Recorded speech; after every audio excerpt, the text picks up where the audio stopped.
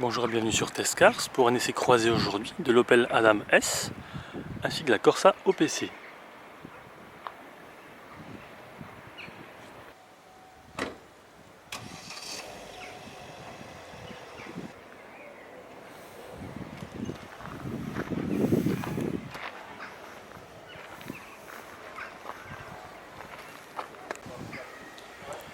Si l'Opel Adam est une citadine polyvalente, sa version sportive est ici équipée d'un moteur 1,4 litre turbo 150 chevaux, donc 140 plus 10 grâce notamment à la suralimentation et à une meilleure gestion du moteur, 220 Nm de couple, boîte manuelle à 6 rapports, rapport court, et le 0 à 100 abattu en 8 secondes 5. Jantes de 17 ou de 18 pouces, spoiler arrière, sortie d'échappement, voilà qu'on voit ici, et jantes spéciales. A savoir qu'il est possible d'avoir le toit en rouge, réservé exclusivement au modèle S.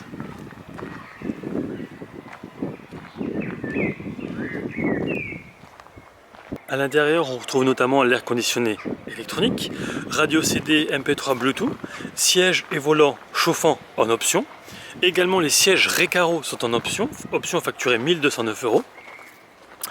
Alors ici, l'amortissement est plus ferme, c'est spécifique pour ce modèle. Le profil de l'essieu arrière est plus gros et il y a les freins de la Corsa OPC. Au niveau tarif, on est à 18 370 € avec l'ABS, le SP, le démarrage en côte, l'air conditionné, les jantes alu 17 pouces et radio CD Bluetooth.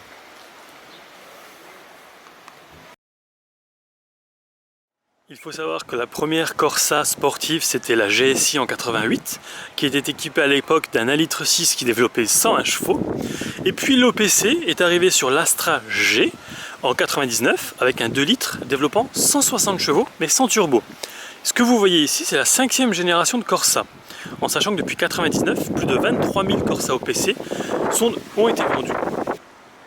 Au niveau moteur, on retrouve ici un 1,6 litre turbo de 207 chevaux, c'est 15 de plus que l'ancienne, avec 280 Nm de couple. Ça fait à peu près 130 chevaux au litre. C'est un record pour la catégorie. Vitesse max, 230 km/h, le 0 à 100 abattu en 6 secondes 8. Conso moyenne 7,5 litres au 100. Lors de l'essai en conditions, disons, un petit peu plus rapides que la normale, ce fut du 14 litres.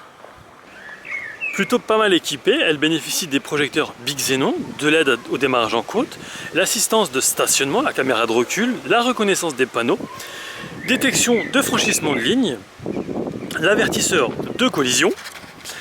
Le moteur est couplé à une boîte manuelle à 6 vitesses.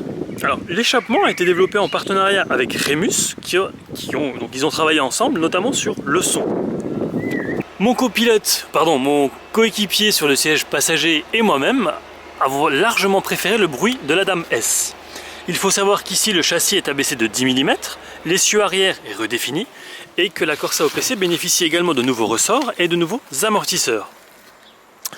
Et c'est un système purement mécanique d'un amortisseur qui permet d'avoir une flexibilité plus grande. C'est-à-dire, concrètement, plus le revêtement est mauvais, plus les suspensions seront légères.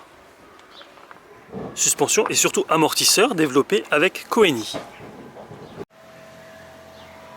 Ce système donc purement mécanique permet un meilleur grip, un meilleur comportement routier et une usure moindre des pneus. Pour optimiser la motricité, surtout en sortie de virage, sur dissinué, on pourra opter pour le pack OPC, pack Extreme Performance, qui bénéficie du différentiel autobloquant sur les roues avant, Dragster, des jantes 18 pouces, des freins Brembo, ainsi que des réglages OPC.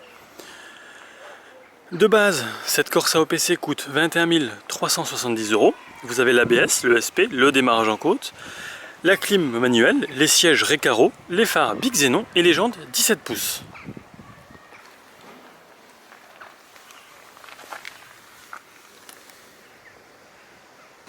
La direction est ici un peu plus directe que les autres Corsa, avec 3 modes de gestion de l'ESP. Par défaut, il y a également le mode compétition, donc tout reste en veille, avec une petite autorisation de plus de patinage. Si nécessaire, le SP reprend la main. Enfin, dernier mode, plus du tout de SP, même en situation critique. C'est plutôt un mode qu'on réservera au circuit.